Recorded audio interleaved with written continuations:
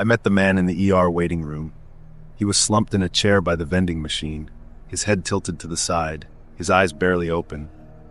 There was something wrong about him, something I couldn't put my finger on. His clothes were clean but rumpled, like they'd been worn too many days in a row, and his shoes didn't match. At first, I thought he might be homeless, but there was a strange kind of calmness to him. He noticed me staring and smiled. Wide, toothy grin that made my stomach churn. I looked away, but I could feel his gaze burning into me.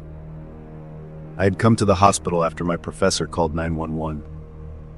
I'd had a panic attack in the middle of class, gasping for air, shaking so hard I could barely hold my pen. I thought they'd give me something to calm down, let me rest for a bit. Instead, I was shuffled between doctors, each one asking the same questions until their words blurred together. Do you hear voices? Do you think people are out to harm you? Do you want to hurt yourself? I answered honestly, but they didn't seem to believe me.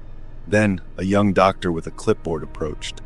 We're going to move you to the psychiatric wing for observation, she said, her tone too cheerful.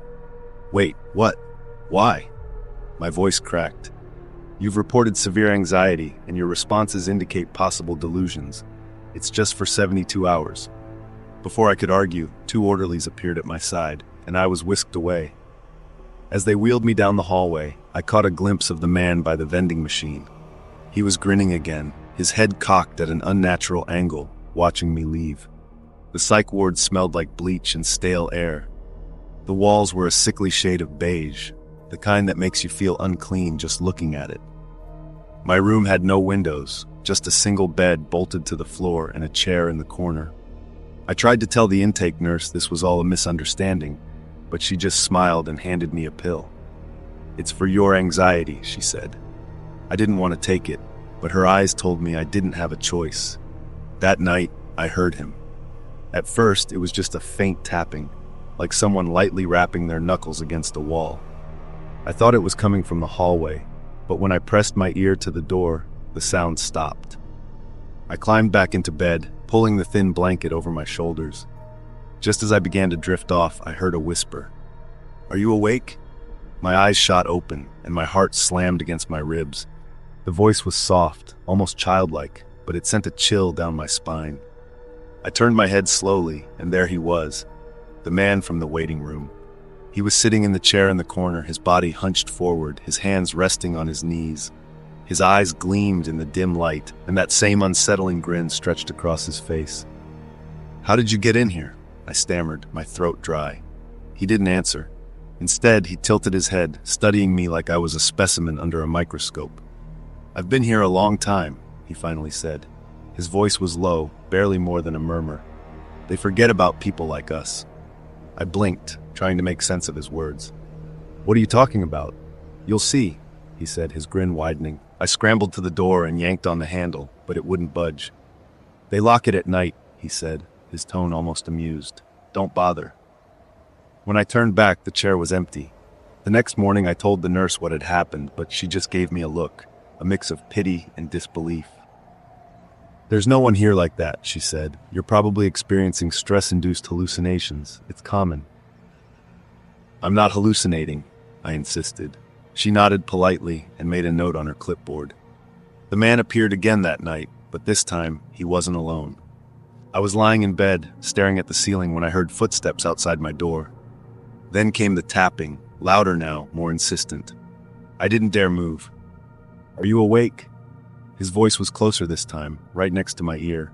My body froze, my muscles locking up as a wave of terror washed over me. I turned my head slowly, and there he was, crouched beside my bed. His grin was gone now, replaced by an expression I couldn't read. They're coming, he whispered. You need to hide. Before I could respond, the door creaked open, and 2 figures stepped inside. They were wearing white coats, their faces obscured by surgical masks. They didn't speak as they approached my bed, their movements slow and deliberate. What's going on? I demanded, my voice shaking. The man in the corner didn't answer. He just watched, his eyes glinting with something that might have been fear or amusement.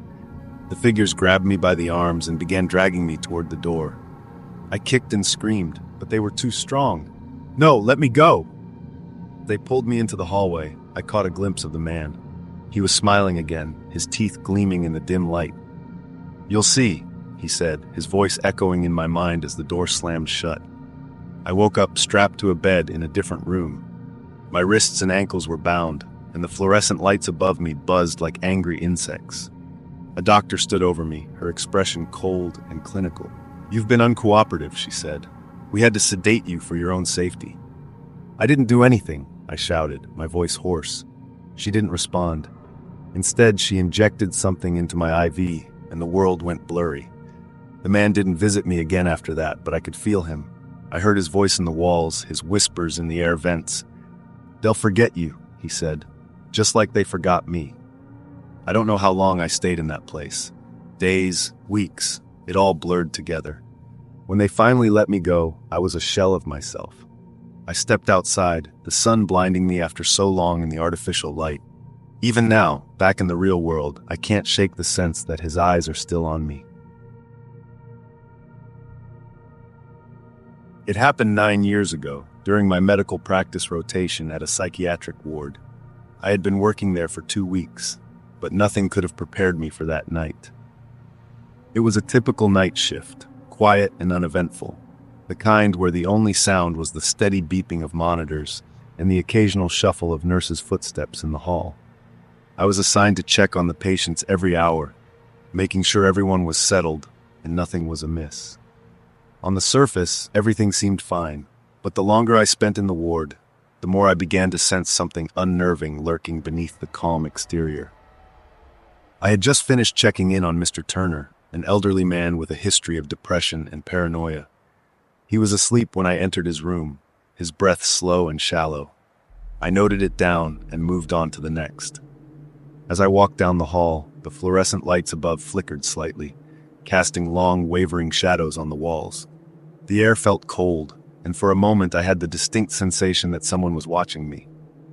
I pushed the feeling aside as I approached room 207. The door was slightly ajar, and as I walked past, I heard a soft noise, a faint sound like muffled cries. My heart skipped a beat. I wasn't expecting any issues with the patients in that room. I paused, then gently pushed the door open. The room was dimly lit, the only light coming from the small bedside lamp casting a soft golden hue. The patient in the room was a woman named Clara, in her late 20s, who had been diagnosed with severe anxiety and panic disorder. She had always been quiet, withdrawn, and mostly unresponsive during my previous checks. But tonight, she was different. Clara was sitting upright on the bed, her back hunched forward, and her hands gripping the sides of the mattress so tightly her knuckles were white. Her eyes were wide open, bloodshot and wild, but she wasn't looking at anything, just staring into the empty space ahead of her. The air was thick with a tension I couldn't explain. I could hear her soft, rhythmic mutterings, but they weren't words. It sounded more like an unintelligible chant. "Clara?" I said, my voice hesitant, unsure of how to approach. She didn't respond. I stepped into the room, my hand reaching for the call button to alert the nurses, but before I could press it, Clara suddenly let out a blood-curdling scream. It echoed off the walls of the small room, sending a chill down my spine. Her eyes snapped to me, locking onto mine with an intensity that took me off guard. "Help me, please! They're coming for me!" Her voice was frantic, breathless. I stood paralyzed, unable to react. This wasn't the Clara I had known, a quiet, almost serene figure. This was something else entirely. Before I could respond, Clara lunged forward. Her hand shot up, and her fingers raked across my face. It wasn't a deep scratch, but the suddenness of it and the pain were enough to make me stagger back. It burned as I felt the sting on my cheek, a small trace of blood seeping from the marks. I raised my hand to my face in disbelief, feeling the warmth of the blood on my fingers. Her scream wasn't just a cry for help. It was something primal, a raw sound that filled the room with an unnatural, terrifying energy. "Clara, what's going on? What's happening?" I asked, trying to keep my voice steady. But Clara didn't answer. She only stared at me with wide, dilated eyes, her body trembling violently. Her hands were clawing at the sheets, as though trying to escape from something unseen. I pressed the call button quickly, my pulse racing. Clara's screaming continued, growing in intensity. What had triggered this outburst? She had always been a quiet patient. How could this eruption of terror happen so suddenly? The nurses arrived moments later, their footsteps hurried but composed. They moved past me into the room, their calm voices attempting to soothe Clara as they worked to sedate her. I stepped back into the hallway, shutting the door behind me with a quiet thud. My hands were shaking as I pressed them to my face. The sting of the scratches lingered, but it was Clara's wide, terrified eyes that haunted me. This wasn't like any breakdown I had seen before. The nurses emerged from the room minutes later, their faces a mix of exhaustion and unease. "She's sedated now," one of them said, her voice measured. "Just a bad episode." But I could hear the hesitation in her voice, and something in her eyes told me she wasn't convinced. And honestly, I wasn't either. I had seen breakdowns before, but Clara's reaction felt wrong. It wasn't just fear, it was desperation, as though something far darker had taken hold of her. After a while, I rose to my feet and made my way back to the nurse's station. I touched my face gently, feeling the sting of the scratches still there. It wasn't deep, but the sensation lingered. The blood had dried, but the memory of Clara's eyes locked onto mine. Her frantic scream echoing in my mind wouldn't fade. The rest of the shift passed without incident, but as I stepped into the pale morning light, the tension from earlier stayed with me. Clara's reaction wasn't just a breakdown. It was raw, unfiltered fear. And though I tried, I couldn't shake the image of her wide, terrified eyes. Before we dive into the next story, if you're new here, don't forget to subscribe to our channel. Your support means the world to us. Thanks for watching. When I woke up, my hands were strapped to the sides of the bed. The fluorescent lights above me buzzed faintly, casting a harsh glare on the stark white walls. My head throbbed, and my throat was so dry it felt like sandpaper. A woman in scrubs stood beside me, holding a clipboard. "Good morning, Jamie," she said with a practiced smile. "You had a little incident, but you're safe now. How are you feeling?" "Incident?" My voice cracked as I tried to speak. "What happened? You don't remember?" She tilted her head slightly, her pen poised above the clipboard. "The last thing I remembered was sitting on the edge of my bed at home, staring at an empty pill bottle in my hand. I had hit my breaking point. Stress from work, sleepless nights, and a breakup had piled up until I couldn't breathe. I called 911, hoping they'd help me calm down. I thought they'd talk me through it or let me sleep it off in the ER. Instead, I was here." "You're in the psychiatric ward," the nurse explained, "for observation." "What? No, I don't need to be here." My voice shook as panic bubbled up again. "I just had a panic attack, that's all." "It's standard procedure," she said, her smile softening into something that felt more like pity. "You'll stay for 72 hours so we can evaluate your condition." Before I could protest, she adjusted my IV. A cool sensation crept up my arm, and within moments, my eyelids grew heavy. When I woke again, my hands were free, but the door to my room was locked from the outside. The ward was eerily quiet, with beige walls and fluorescent lights that hummed softly. The sterile smell of disinfectant lingered in the air, mingling with something faintly sour. A nurse eventually came in and handed me a schedule: group therapy in the morning, an individual session in the afternoon, and recreational time in between. I tried to argue my way out during my first therapy session, explaining that it was all a mistake, but every word I said seemed to make things worse. "You sound defensive," the therapist said, her pen moving swiftly across her notepad. "That's common for people who are resistant to treatment." "I'm not resistant," I said through gritted teeth. "I don't belong here." Her smile was thin and patronizing. "That's what we're here to figure out." At night, the ward changed. I couldn't sleep. There was something about the silence that felt wrong, too oppressive. One night, I thought I heard faint screams echoing down the hall, but when I pressed my ear to the door, everything went quiet. The next day at breakfast, I overheard two patients whispering. "They put her in the incident room," one of them said. "Second one this week," the other replied. When I asked a woman named Carla about it, her face turned pale. "Don't ask about the incident room," she whispered, "and don't give them a reason to put you there." The tension in the ward grew heavier with each passing day. At night, I heard more strange noises, muffled cries, hurried footsteps, doors slamming shut. I tried to ignore it, but the curiosity clawed at me until I couldn't stand it anymore. On the fourth night, when the hallway fell silent, I slipped out of my room. The cool linoleum floor was cold against my bare feet, and the harsh fluorescent lights flickered slightly as I crept down the hall. At the end of the corridor, I found a door marked "Authorized Personnel Only." I pressed my ear against it and heard muffled voices. "What happened that night?" someone asked. "I don't remember," a trembling voice replied. "Try harder," the first voice demanded. My pulse quickened as I pushed the door open just a crack. Inside was a small, dimly lit room. The walls were bare, except for a single cabinet filled with medical supplies. In the center of the room was a chair bolted to the floor, its leather straps dangling loosely. Metal trays and carts surrounded the chair, stacked with syringes, vials, and other equipment I couldn't identify. A man sat in the chair, his arms and legs restrained. His head lolled forward, his breath shallow.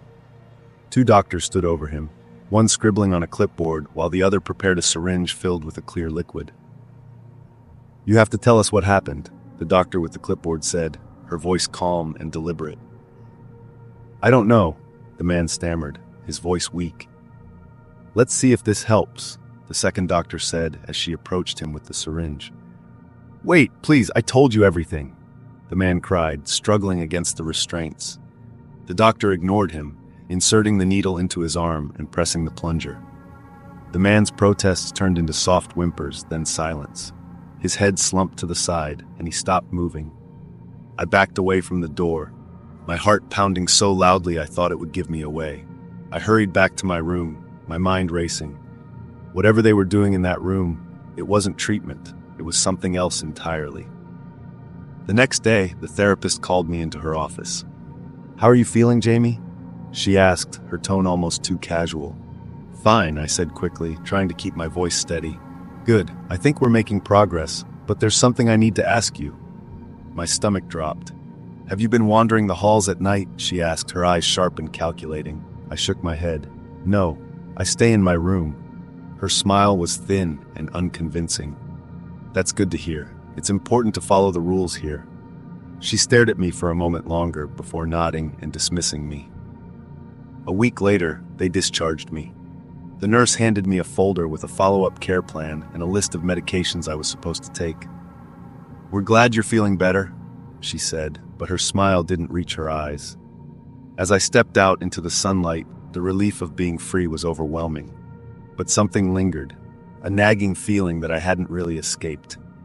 At night, when I close my eyes, I still hear the man's cries echoing in my mind. And sometimes I wonder how many people never leave the incident room.